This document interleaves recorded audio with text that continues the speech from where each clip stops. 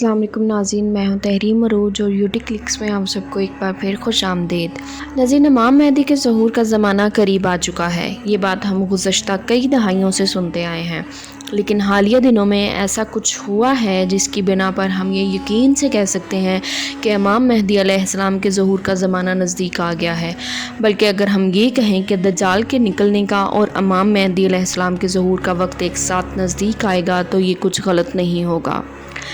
नाज़रीन, मेरे और आपके प्यारे नबी हज़रत मोहम्मद मुस्तफ़ा सल्लल्लाहु अलैहि वसल्लम का फरमाने आली शान है कि जब दज्जाल का खरूज होगा तो तब इंतज़ार करना कि खुरासान से काले झंडे निकलेंगे और वह मशरिक़ की तरफ जाएं, तो तुम इंतज़ार करना कि मेरी औलाद में से एक शख्स जिसका नाम मेरे नाम पे मोहम्मद होगा, उसे अल्लाह रब्बुल इज़्ज़त लोगों के दरमियान में मुमताज़ कर देगा और वह खुरासान के उन लश्करों की क़यादत करेगा और दज्जाल से जंग करेगा। और दज्जाल से पहली जंग के वक्त हज़रत ईसा अलैहिस्सलाम आसमान से दोबारा नाजिल होंगे। नाज़रीन, इस हदीस के मुख्तसर तशरीहात में कहा जाता है कि ये हदीस इमाम मेहदी अलैहिस्सलाम के बारे में है, जिनका असल नाम मोहम्मद होगा और उनके बाप का नाम भी अब्दुल्ला और माँ का नाम भी आमना होगा, और वो भी उस वक्त 40 बरस के होंगे और खाना काबा के तवाफ़ में मसरूफ़ होंगे। जब उलमा इकराम की एक जमात जिन पे अल्लाह रब्बुल इज़्ज़त ने अपना ख़ास फ़ज़ल किया होगा वो उन्हें पहचान लेगी और उनके हाथ पर बैत करेगी, और यूँ हज़रत इमाम मेहदी अलैहिस्सलाम का ज़हूर होगा और उससे चंद दिन कबल खुरासान से काले झंडे निकलेंगे जो दज्जाल का मुकाबला करने के लिए होंगे। इस हदीस से दो बातों की सराहत होती है कि हज़रत मेहदी अलैहिस्सलाम का ज़हूर दज्जाल के खरूज के बाद होगा, यानी दज्जाल के ज़ाहिर होने से कुछ अरसे के बाद, जब दज्जाल पूरी दुनिया पर अपना कब्ज़ा जमा चुका होगा सवाए मदीना और मक्का के, और वो अपनी फ़ौजें लेकर शाम के दारुल हुकूमत दमिश्क में पड़ाव करेगा। उस वक्त इमाम मेहदी अलैहिस्सलाम उन खुरासानी लश्करों को जिनके झंडों का रंग काला होगा उनकी क़यादत करेंगे, और जंग की सुबह फजर के वक्त हज़रत ईसा अलैहिस्सलाम दमिश्क के जानिब मस्जिद के मशरक़ी मीनार पे आसमान से फरिश्तों के कंधों पर टेक लगाए हुए नाजिल होंगे। नाज़रीन, हम सब ने इस बारे में बहुत तफसील से पढ़ रखा है, लेकिन ऐसा कौन सा मामला हुआ है जिसकी बिना पर हम ये कहने में हक़ बजानिब हैं कि अब खुरासान से काले झंडे निकलते ही होंगे। सबसे पहले हम ये जानते हैं कि खुरासान किस इलाके का नाम है। मौजूदा खुरासान जो कि ईरान का एक सूबा और खुरासान का ये इलाका अफ़ग़ानिस्तान में भी शामिल है, यानी पुराने ज़माने का वो खुरासान जिसके बारे में नबी अकरम सल्लल्लाहु अलैहि वसल्लम ने पेशगोई फरमाई थी, वो दरअसल एक ही इलाका था।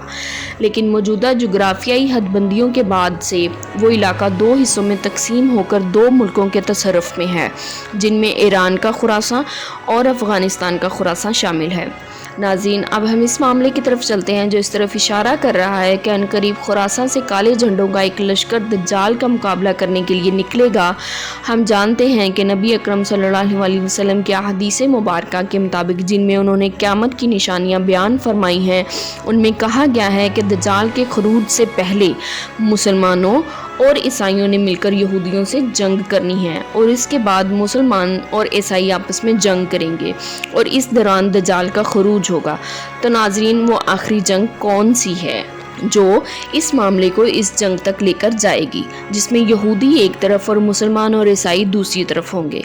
आप जानते हैं कि कुछ दिन कबल फ़लस्तीन की जानिब से इसराइल पर हमला हुआ था, जिसके नतीजे में अब इसराइल पूरी ताकत से गज़ा पर बमबारी कर रहा है, और इसमें इसका साथ दुनिया की कई हुकूमतें दे रही हैं, और गज़ा की हालत इस वक्त अबतर हो चुकी है। कल ही एक ख़बर आई है जिसने इस चीज़ के इम्कानात रोशन कर दिए हैं कि शायद अब ईसाई मुसलमानों के शाना बशाना यहूदियों के साथ लड़ेंगे। वो ख़बर ये है कि ईसाइयों के उस कदीम चर्च की जो फ़लस्तीन के इलाके में कायम है और जिसकी तारीख़ 425 ईस्वी तक जाती है। कल की खबर के मुताबिक ईसाइयों का वो चर्च इसराइली बमबारी के नतीजे में तबाह हो गया है। ये वही चर्च है जिसमें हज़रत ईसा अलैहिस्सलाम का वो कपड़ा जिसमें उनको लपेटा गया था जब वो पैदा हुए थे, और वो कपड़ा जिसमें ईसाइयों के अकीदे के मुताबिक हज़रत ईसा अलैहिस्सलाम को सलीब देने के बाद रखा गया था, जिस पे उनका खून भी लगा हुआ है, और हज़रत ईसा अलैहिस्सलाम का वो पंघूड़ा जिसमें उनको पैदाइश के बाद लेटाया जाता रहा है, वो सब कुछ उस चर्च के अंदर मौजूद है। अगर ये चर्च इसराइली बमबारी के नतीजे में तबाह हो जाता है तो इस कदर बड़ी पेशरफ्त होगी कि इससे सारी ईसाई दुनिया में भंजाल आ जाएगा, اور موجودہ الحاق کا یہ طوفان بھی مذہبی جذبات کی شعلہ انگیزی کو روک نہیں سکے گا۔ تو غالب امکان یہ ہے کہ جیسے ہی چرچ کی تباہی کی خبر باہر آئی تو عیسائی دنیا پہ اس کا رد عمل بہت ہی شدید ہوگا۔ اب تک کے سورسز کے مطابق اس چرچ کی تباہی کی خبر کو باہر نکلنے سے روکا جا رہا ہے، کیونکہ یہی ڈر اسرائیل کو بھی ہے کہ اس طرح سے عیسائی دنیا یہودیوں کے خلاف ہو جائے گی۔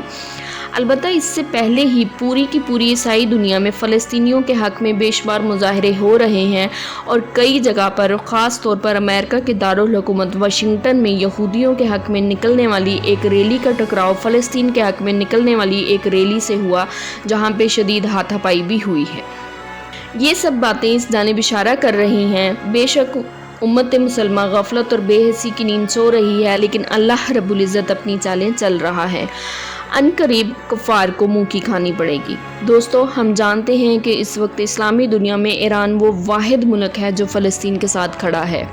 اور پرانے خراساں کا بیشتر حصہ بھی ایران کے پاس ہی ہے۔ تو یہ گمان کیا جا سکتا ہے کہ جو لشکر خراساں سے کالے جھنڈوں کے ساتھ نکلے گا وہ ایران سے ہی نکلے گا۔ لیکن یہ بھی ایک حقیقت ہے کہ کالے جھنڈوں کا استعمال افغانی خراساں میں موجود طالبان کی وہ جماعت کرتی ہے جن کا دوسرے طالبان سے افغانی حکومت کے معاملے پر شدید اختلاف چل رہا ہے۔